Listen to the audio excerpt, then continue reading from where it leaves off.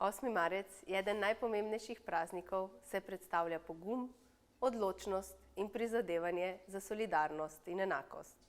Ta dan obeležujemo dobrih 100 let, od časov boja za svet, v katerih lahko ljudje, ne glede na svoje okoliščine, živeli dostojanstveno in enakopravno. Na 8. marec se vsako leto poklonimo vsem, ki so ta boj bile pred nami. Ta dan je priložnost, da se spomnimo naših babic, ki so se borile proti fašizmu, proti patriarhatu, proti zatiranju vseh vrst. Da se spomnimo vseh tistih pred nami, ki se niso pustile utišati, temveč so zahtevale enakost. Enakost na delovnih mestih in enakost v svojih domovih.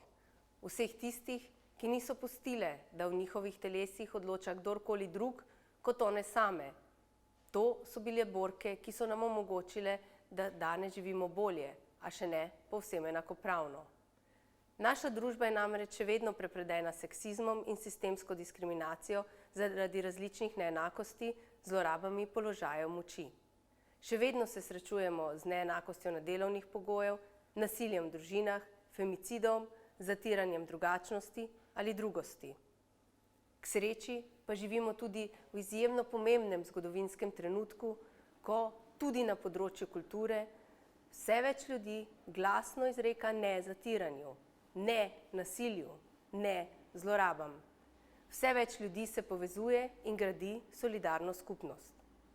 8. marec naj bo opomnik za vse nas, da pravice, solidarnost in enakost niso samoumevne, temveč da si moramo zanje prizadevati vsak dan.